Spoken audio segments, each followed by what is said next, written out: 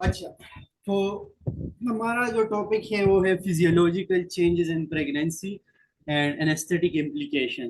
कि हमारे पास प्रेगनेंसी के दौरान जो फीमेल की बॉडी होगी तो उसमें क्या क्या, एक मदर होगी तो उसकी बॉडी में क्या क्या चेंजेस आएगी, और उन चेंजेस का इनिस्थीजिया पे क्या इफेक्ट है, या हम क्यों पढ़ते हैं उन चेंजेस को। इनिस्थीजिया पॉइंट ऑफ व्यू से ये क्यों इम्पोर्टेंट है। ठीक है, तो फिजियोलॉजिकल, सबसे पहले हम फिजियोलॉजिकल चेंजेस पढ़ते हैं कि क्या क्या है। तो वो आपको पता होना चाहिए कि प्रेगनेंसी के दौरान एक फीमेल की बॉडी में, उसकी फिजियोलॉजी में, ठीक है, नॉर्मल फिजियोलॉजिकल चेंजेस क्या आएंगे, उसकी बॉडी में क्या क्या चेंजेस आएंगे। तो प्रेगनेंसी जो है ये हमारे पास, आप कह लें कि प्रेगनेंसी जो है एक फिजियोलॉजिकल चेंज स्टेट है हमारे पास।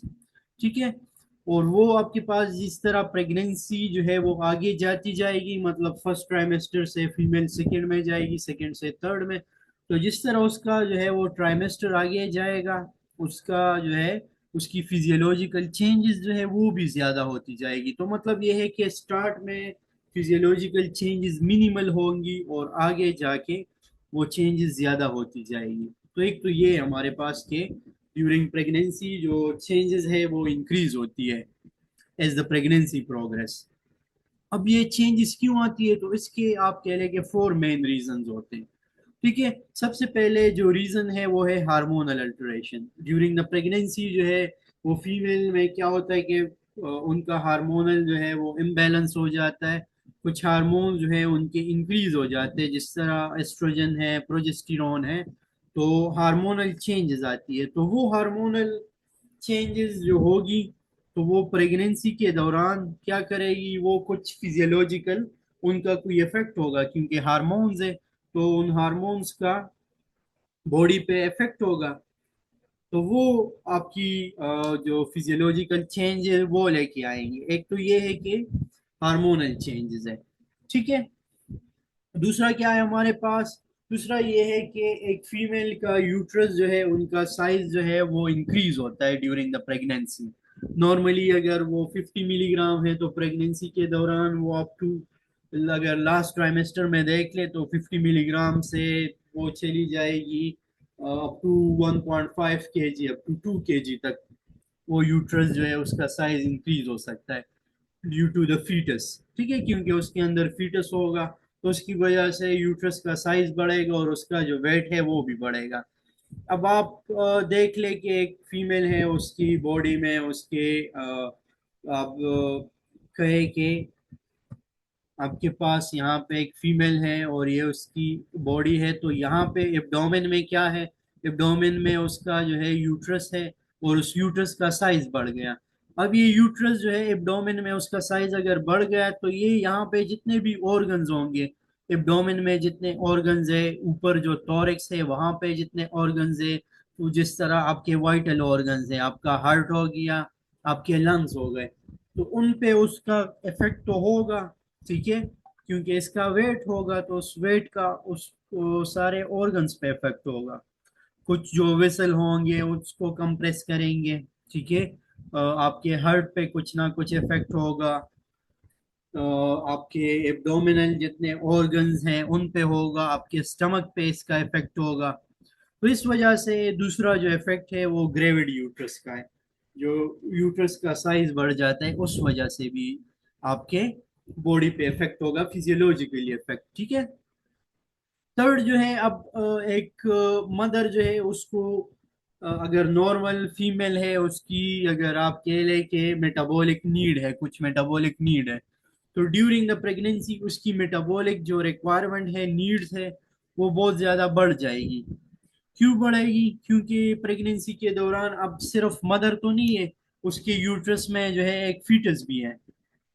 अब इस फीटस को एनर्जी की जरूरत होगी, इसको ऑक्सीजन की जरूरत होगी, इसको ब्लड की जरूरत होगी। ठीक है, तो इसके लिए मदर की जो मेटाबॉलिक रिक्वायरमेंट है वो बहुत ज्यादा बढ़ जाएगी। तो एक तो increase oxygen and metabolic requirement for the foetus development, for the development of the foetus. तो फीटस की डेवलपमेंट के लिए यहाँ पे increase oxygen and metabolic requirement होगा। तो थर्ड रीजन, तो फर्स्ट है हार्मोनल अल्टरेशन, दूसरा है mechanical effect of the gravid uterus, जो ग्रेविड यूट्रस है, जो बड़ा यूट्रस है, ठीक है, इंक्रीज इन साइज वाला यूट्रस है। थर्ड जो है वो increase oxygen and metabolic requirement है, कि आपका जो फीमेल होगी तो उनका रिक्वायरमेंट बढ़ेगा, ठीक है, for the development of the foetus. Third है हीमोडायनेमिकल अल्टरेशन।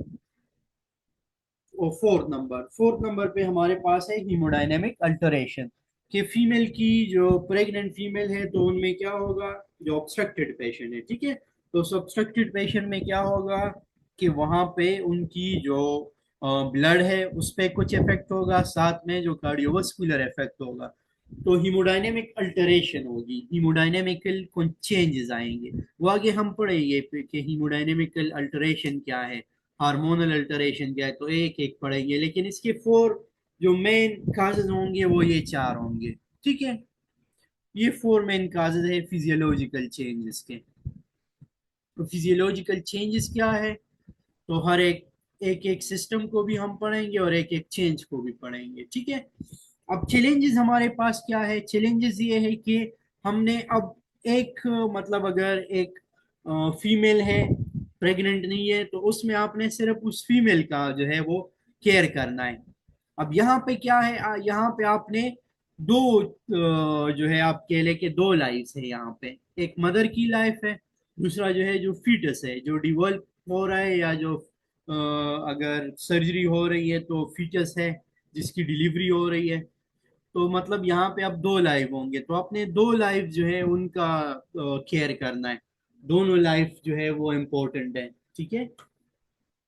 तो हमारे पास चैलेंजेस ये होंगे कि एक के बजाय आपने दो पेशेंट जो है वो डील करने हैं, आपने तो एक मदर को डील करना है, लेकिन साथ में मदर के साथ लिंक तो उसका फिटस भी है, उसका जो न्यू बॉर्न है वो भी है, तो आपने यहाँ पे दो लाइफ्स जो है उनको बचाना है, उनको साइमल्टेनियसली उनको ट्रीट करना है, ठीक है। तो दिस इज द चैलेंज कि हमने एक के बजाय दो लाइफ जो है उनकी केयर करनी है। अब physiological changes in the pregnancy क्या है, एक तो रैपिडली ग्रोइंग फीटस है, दूसरा हमारे पास rising level of progesterone, oestrogen and prostaglandin है, increasing size of the uterus है। इसके अलावा एक और हमारे पास प्लेसेंटा है, ठीक है, तो प्लेसेंटा हमारे पास उसकी फॉर्मेशन होगी, तो वो भी हमने देखना है।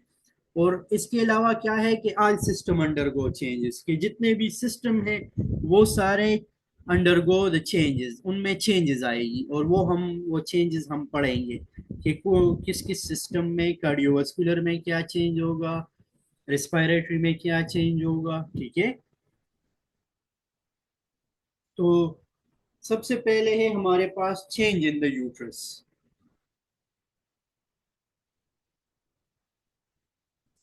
तो यूट्रस में क्या चेंज आएगा, यूट्रस में दो चेंजेस आएंगे, एक तो आपका यूटराइन ब्लड फ्लो है, दो चेंजेस। पहला चेंज क्या होगा, एक तो साइज ऑफ द यूट्रस, उसमें चेंज आएगा, दूसरा है ब्लड फ्लो।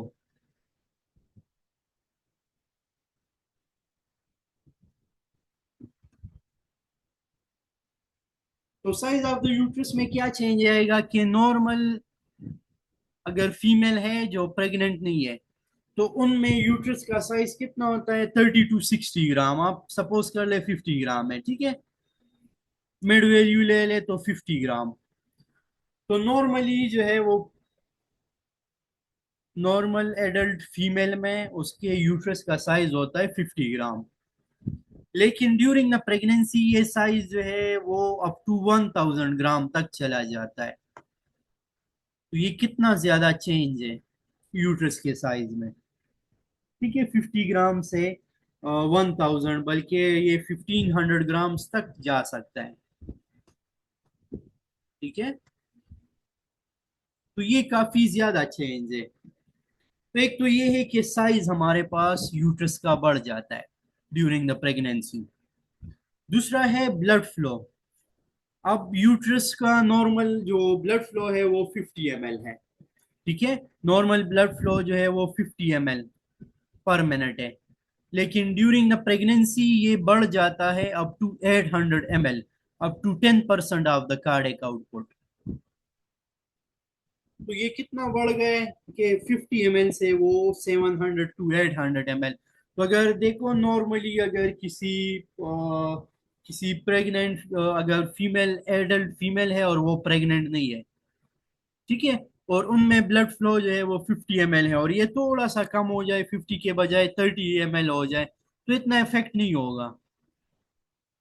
लेकिन अगर 700 ml है और वो चला जाए 30 ml पे, तो कितना ज्यादा ये डिलीटोरियस होगा, क्योंकि अभी यूट्रस जो है वो बढ़ रहा है, यूट्रस जो है उसका जो है उसकी डेवलपमेंट हो रही है, तो उसके लिए बहुत ज्यादा ब्लड फ्लो की जरूरत होगी।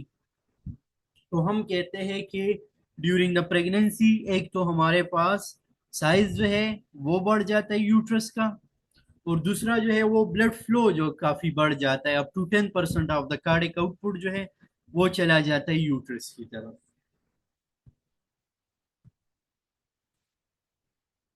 तो uterine blood flow increase from 50 ml per minute to 700।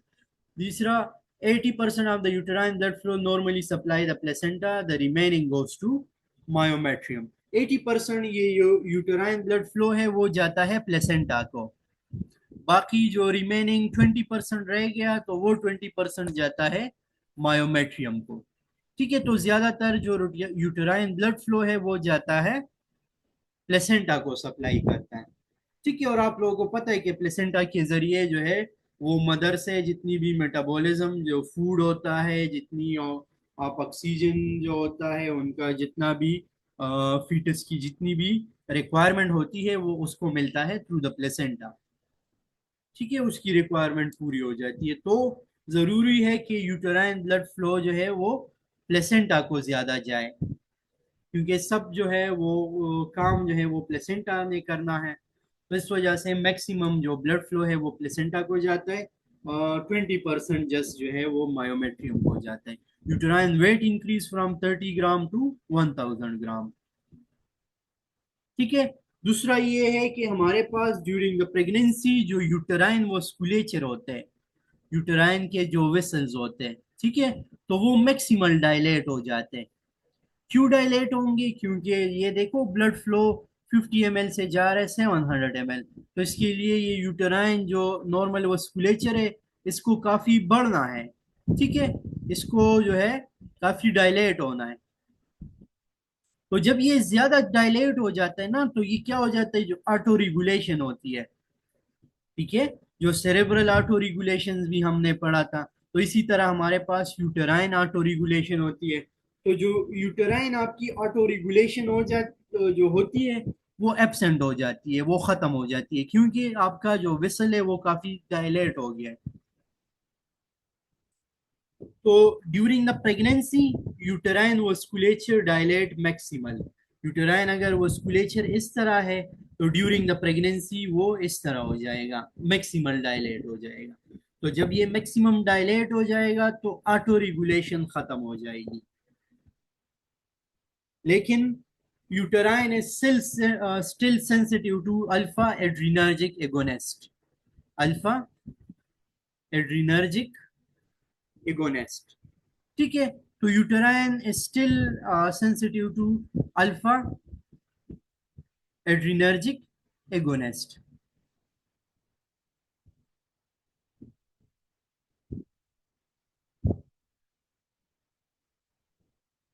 ठीक है, अब अल्फा एड्रीनर्जिक एगोनिस्ट आपके पास अल्फा वन एगोनिस्ट भी होते हैं और अल्फा टू एगोनिस्ट भी होते हैं। ठीक है, जो नॉर्मली हम अल्फा एड्रीनर्जिक एगोनिस्ट की यहाँ बात कर रहे हैं ना, तो अल्फा वन, जो अल्फा वन एगोनिस्ट है, अल्फा वन एगोनिस्ट, ये नॉर्मली विसल पे इफेक्ट करते हैं। ठीक है, अल्फा वन एगोनिस्ट जो होते हैं ना ये विसल पे इफेक्ट करते हैं। जो अल्फा टू एगोनिस्ट होते हैं, अल्फा टू जो है ये नॉर्मली होते हैं आपके सेंट्रल, और जो अल्फा वन जो रिसेप्टर होते हैं, अल्फा वन रिसेप्टर जो है ये होते हैं पेरिफेरल।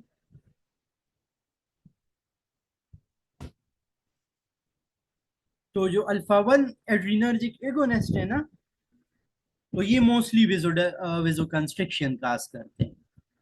ठीक है, तो ये कह रहे हैं कि नॉर्मली हमारे पास प्रेगनेंसी के दौरान वेसल तो बहुत ज्यादा डायलेट हो जाते हैं, लेकिन अल्फा वन एगोनिस्ट को वो सेंसिटिव हो जाता है। ठीक है, जो यूटेराइन होता है तो वो अल्फा वन एगोनिस्ट को सेंसिटिव हो जाता है। तो मतलब ये है कि alpha one agonist can cause वेजो constriction.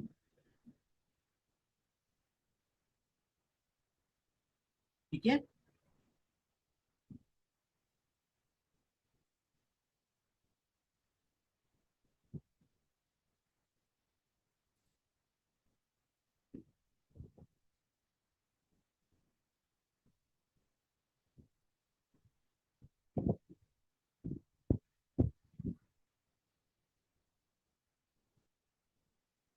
अच्छा, cardiovascular changes during the pregnancy. अब कार्डियोवास्कुलर क्या क्या चेंजेस है?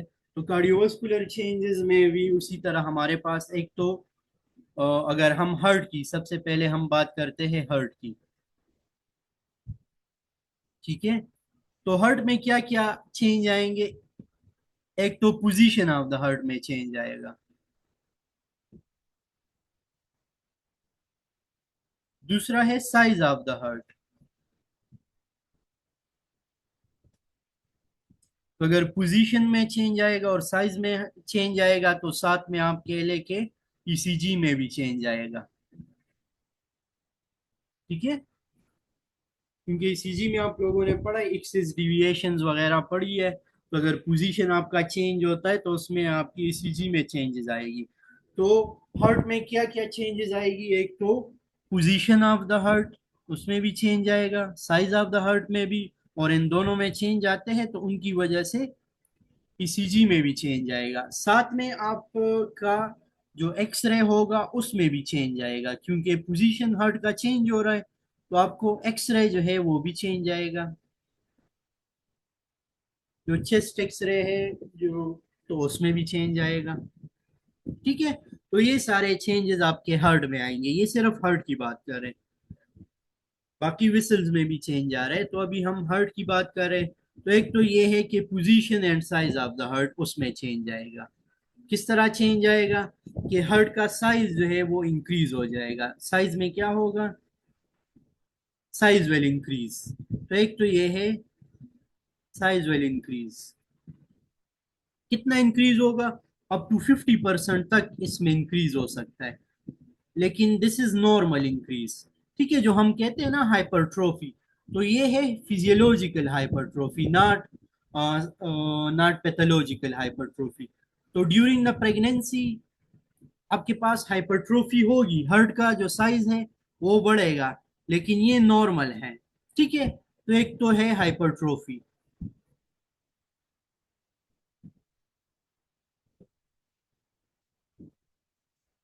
लेकिन दिस इज फिजियोलॉजिकल हाइपरट्रोफी। अब ये क्यों हाइपरट्रोफी हो रहा है, हार्ट का साइज बढ़ रहा है? तो अगर देखो ये नॉर्मल एक हार्ट है उसका अगर ये साइज है, तो प्रेगनेंसी के दौरान हार्ट का साइज जो है इस तरह हो जाएगा। ये जो आपके वेंट्रिकल्स है इनका साइज जो है वो बढ़ जाएगा। वॉल्स जो है उनका साइज बढ़ जाएगा। क्यों बढ़ जाए? क्योंकि अब यूटेराइन ब्लड फ्लो आपका बढ़ रहा है। ठीक है, फीमेल को ज्यादा ब्लड की जरूरत होगी तो ज्यादा ब्लड पुश होगा, फीटस का ब्लड भी होगा। तो अब हार्ट जो है उसका क्या होगा? हार्ट पे जो है वो बर्डन होगा। ठीक है, तो उसके लिए फिजियोलॉजिकली हार्ट क्या हो जाता है, वो अपना साइज जो है वो बढ़ा लेता है। और जो एक्स्ट्रा ब्लड होगा, ठीक है, तो एक्स्ट्रा ब्लड को एक्यूमुलेट करने के लिए हार्ट अपना साइज बढ़ा लेगा। तो एक तो ये है कि हार्ट का जो साइज है वो बढ़ जाएगा।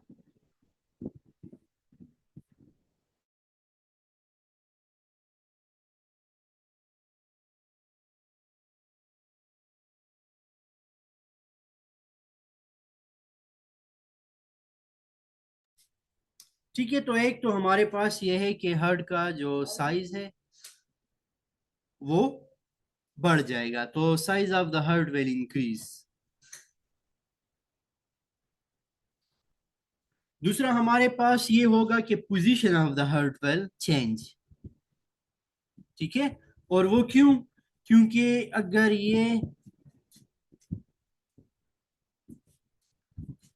अगर आप सपोज कर ले ये यहाँ पे ये डायफ्राम है, नीचे एब्डोमेन है, और यहाँ पे आपका ऊपर अगर यहाँ पे हार्ट है, नीचे यहाँ पे एब्डोमेन है ये पार्ट।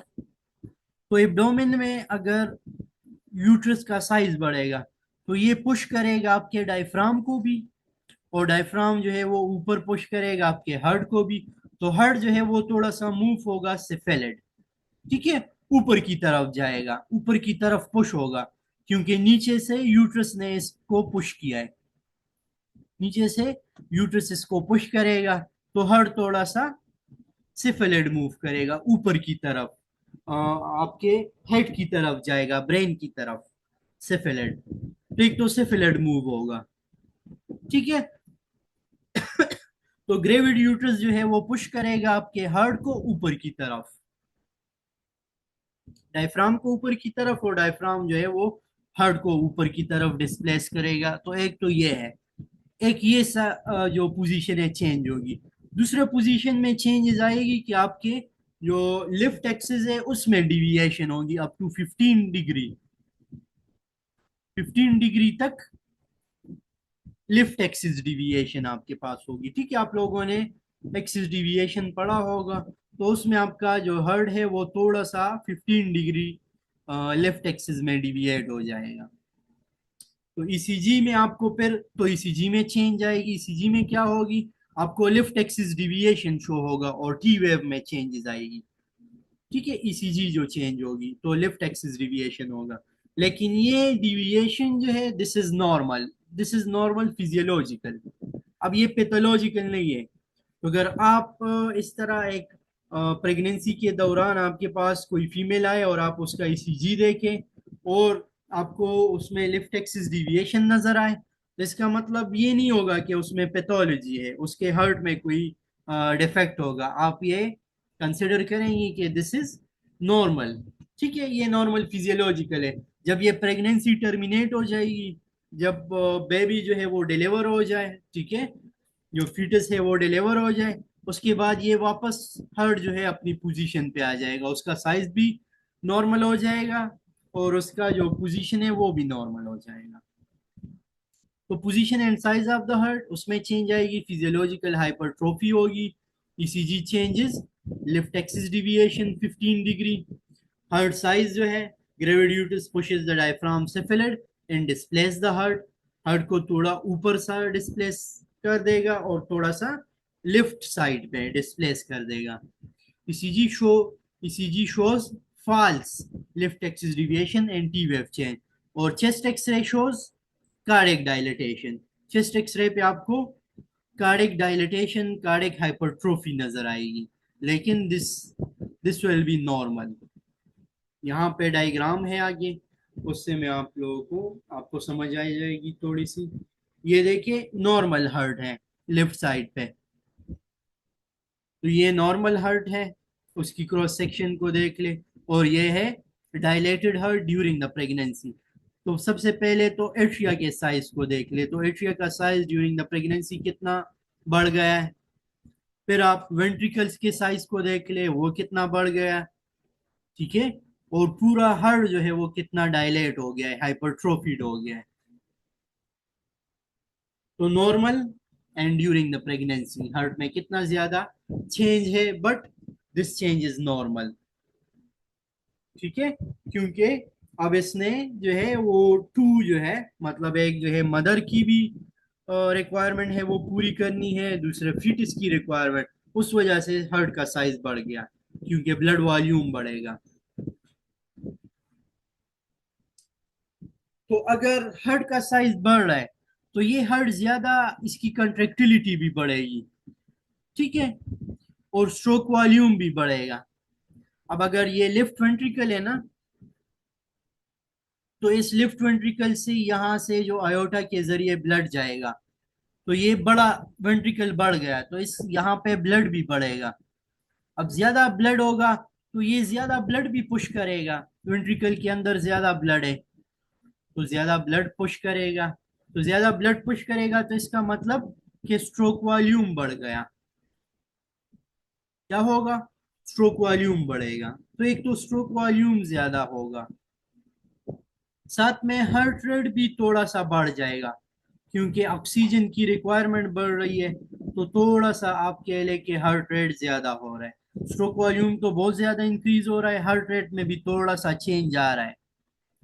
तो हम कहते हैं कि cardiac output is equal two stroke volume multiply heart rate.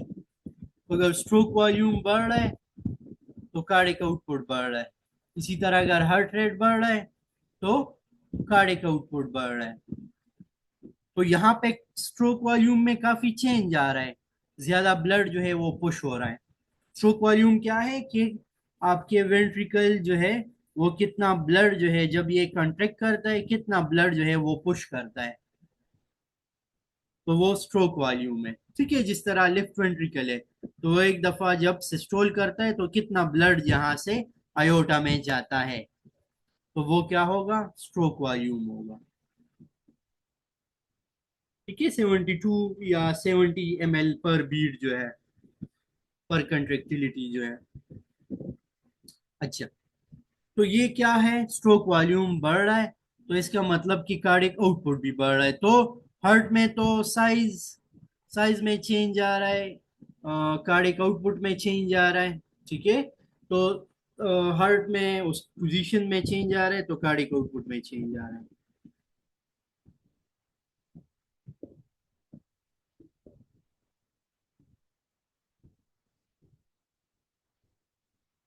तो अब कार्डियोवास्कुलर बाकी चेंजेस पढ़ते कि और क्या क्या चेंजेस हैं। तो cardiac output increase 40 to 50% to increase the maternal and fetal metabolic demand. ठीक है, this increase is mostly due to increase in stroke volume. ये इंक्रीज ज्यादातर किस वजह से आता है? स्ट्रोक वॉल्यूम में, क्योंकि हार्ट रेट में चेंज काफी कम आता है, स्ट्रोक वॉल्यूम में चेंज ज्यादा आता है।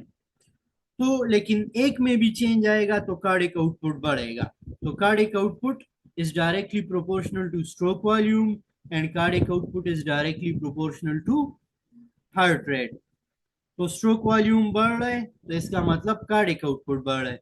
हार्ट रेट भी बढ़ रहा है लेकिन इसमें चेंज कम आ रहा है, तो तब भी कार्डिक आउटपुट, तो इसका मतलब कार्डिक आउटपुट काफी ज्यादा बढ़ रहा है। 40 to 50% of the cardiac output increase.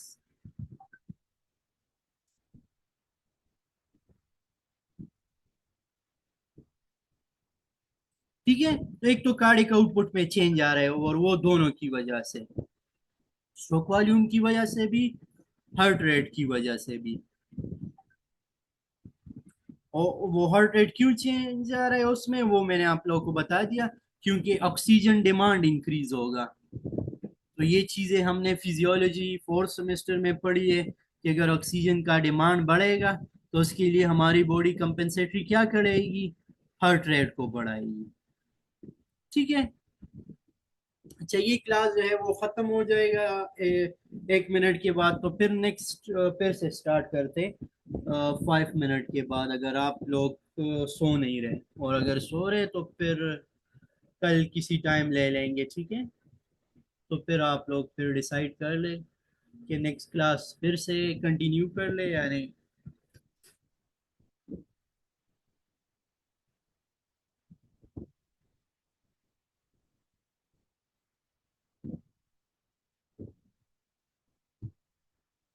तो हार्ट रेट इंक्रीज हो रहा है, कार्डिक आउटपुट इंक्रीज हो रहा है। Cardiac output increase 40% by the 12 weeks.